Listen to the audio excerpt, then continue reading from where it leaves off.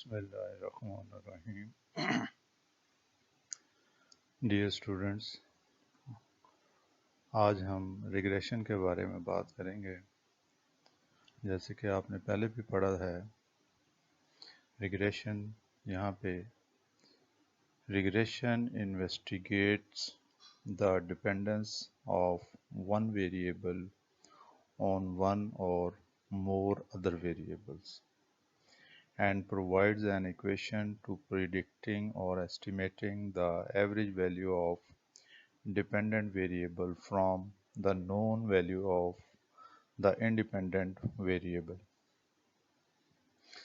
इसका मतलब ये है कि हम जो है एक इक्वेशन बनाएंगे। दोनों टू वेरिएबल हमारे पास होंगे। एक वेरिएबल जो है वो डिपेंडेंट होगा और अदर वेरिएबल जो है वो इंडिपेंडेंट होगा। तो ये हमारे पास एक इक्वेशन है जिसको हम कहते हैं y is equal to A plus B X. यहाँ पे y जो है ये डिपेंडेंट वेरिएबल है और x जो है ये इंडिपेंडेंट वेरिएबल है। b जो है ये b को हम कहते हैं स्लोप ऑफ द लाइन, या इसका सेकंड नेम जो हम यूज़ करते हैं रिग्रेशन कोफिशिएंट। और a जो है y इंटरसेप्ट के तौर पे हम इसमें यहाँ पे यूज़ करेंगे। तो इससे हमने एक इक्वेशन बनानी है जिसको हम कहते हैं y is equal to A plus B X. अब y जो है ये एवरेज वैल्यू को रिप्रेजेंट करता है, ये एस्टिमेटेड वैल्यू होती है। एस्टिमेटेड से मुराद है कि जब भी हम कोई एस्टिमेट करेंगे वो ऑन द एवरेज होगा।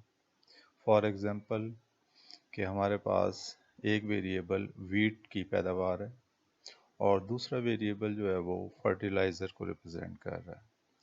तो वीट जो है वो चूँकि डिपेंड करती है फर्टिलाइज़र पे, इसलिए वीट की जो पैदावार है उसको हम डिपेंडेंट वेरिएबल से रिप्रेजेंट करेंगे और x जो है ये इंडिपेंडेंट वेरिएबल होगा। अब यहाँ पे अगर हम 5 डिफरेंट प्लॉट्स ले लें और हर एक में 10 kg फर्टिलाइज़र यूज़ करें, तो तमाम प्लॉट्स में से जो पैदावार है वो एक जैसी नहीं होगी। मे बी किसी में 40 kg हो, किसी में 42 kg हो, किसी में 39 kg हो।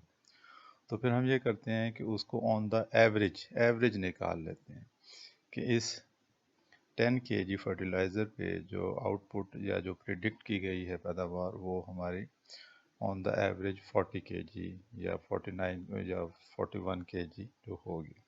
तो इसी वजह से हम कहते हैं यहाँ पे कि provides an equation to predict or estimating the average value of the dependent variable। तो यहाँ पे जो इसकी एस्टिमेटिंग वैल्यू होती है वो ऑन द एवरेज होगी। अब यहाँ से हम देखेंगे कि b जो है स्लोप ऑफ द लाइन को रिप्रेजेंट करता है। अगर हमारे पास दोनों वेरिएबल्स एक ही डायरेक्शन में हों, यानी two variables both increasing form में हों और बोथ वेरिएबल्स डिक्रीजिंग फॉर्म में हों, यानी दोनों वेरिएबल या इंक्रीज कर रहे हों या दोनों वेरिएबल डिक्रीज कर रहे हैं, तो value of the B will be positive.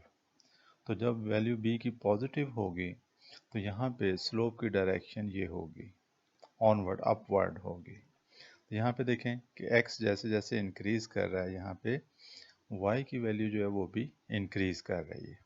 इसका मतलब है both variables are in same direction, एक ही डायरेक्शन में होंगे, तो b की वैल्यू जो है वो पॉजिटिव होगी।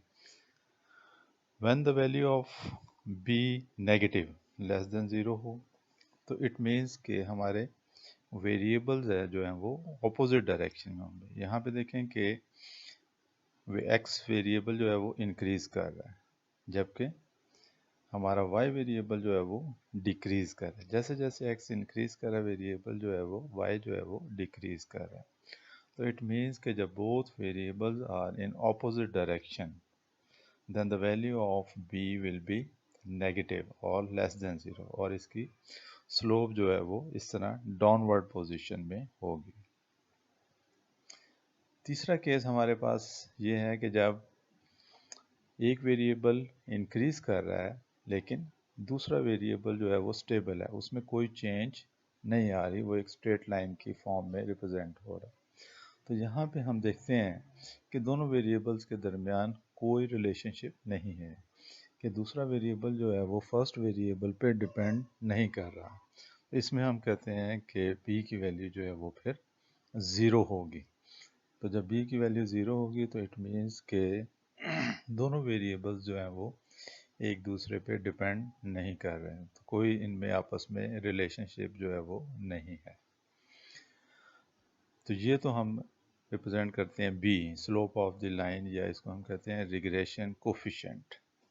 जो इक्वेशन है y is equal to a plus B X, इसको हम कहते हैं regression line y on x, कि y वेरिएबल जो है वो x पे डिपेंड कर रहा है। तो x यहाँ पे इंडिपेंडेंट वेरिएबल है और y जो है यहाँ पे डिपेंडेंट वेरिएबल है। और a जो है वो y इंटरसेप्ट, y इंटरसेप्ट का मतलब है कि हमारे पास ये जो लाइन है जहाँ पे y एक्सिस को कट कर रही है, इस पॉइंट को हम कहते हैं y इंटरसेप्ट। इट मीन्स कि व्हेन x की वैल्यू ज़ीरो हो तो ज़ीरो पे जो y की वैल्यू होगी उसको हम कहते हैं y इंटरसेप्ट। यानी जैसे हम कहते हैं कि हम कुछ भी फर्टिलाइज़र जो है वो यूज़ ना करें तब भी कुछ ना कुछ पैदावार जो है वो होगी। इसका मतलब है कि x is equal to zero पे जो y की वैल्यू एग्जिस्ट करेगी उसको हम कहते हैं y इंटरसेप्ट। हमारे पास जब when we study the dependence of variable on a single independent variable, it is called a simple regression, कि जब हमारे पास एक ही वेरिएबल जो है वो डिपेंडेंट हो और वो एक ही वेरिएबल पे इंडिपेंडेंट वेरिएबल पे डिपेंड कर रहा हो, तो ऐसे रिग्रेशन को हम कहते हैं सिंपल रिग्रेशन। लेकिन अगर हमारा वेरिएबल y जो है वो वन और मोर वेरिएबल यानी दो या दो से ज़्यादा वेरिएबल पे डिपेंड करेगा तो उसको हम कहते हैं मल्टीपल रिग्रेशन। इस चैप्टर में चूंकि हमने सिर्फ सिंपल रिग्रेशन स्टडी करना है तो इस वजह से यहाँ पे सिर्फ y is equal to a plus B X जो है वो यूज़ करेंगे। बाकी फोर्थ ईयर में हमारा फिर आगे मल्टीपल रिग्रेशन का टॉपिक आएगा। तो यहाँ पे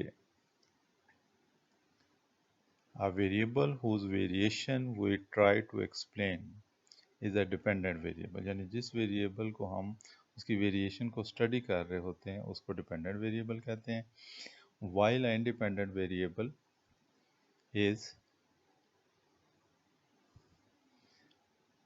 variable that is used to explain, यानी जो वेरिएबल हमारा डिपेंडेंट वेरिएबल को एक्सप्लेन कर रहा होता है उसको हम इंडिपेंडेंट वेरिएबल कहते हैं। तो ये हमारा बेस है जिस पे हम ये पूरा चैप्टर जो है वो चलाएंगे। इसमें a और b की वैल्यू जो है वो हमने कैलकुलेट करनी होती है। a और b की वैल्यू कैलकुलेट करने के लिए इस पे हम डिफरेंट फार्मूलाज जो है वो यूज़ करेंगे, जिसमें b की वैल्यू जो है वो उसके लिए मैं कल आपको फार्मूलाज बताऊंगा और a के लिए भी कल जो है वो इसका फार्मूलाज बताएंगे कि किस तरह हम इसको a और b को कैलकुलेट करके इसमें वैल्यू पुट करेंगे और फिर x की किसी भी वैल्यू पे y को जो है वो हम एस्टिमेट करेंगे। तो आज के लिए इतना ही काफ़ी है। कल इंशाल्लाह बाकी लेक्चर जो है वो स्टडी करेंगे। Thank you.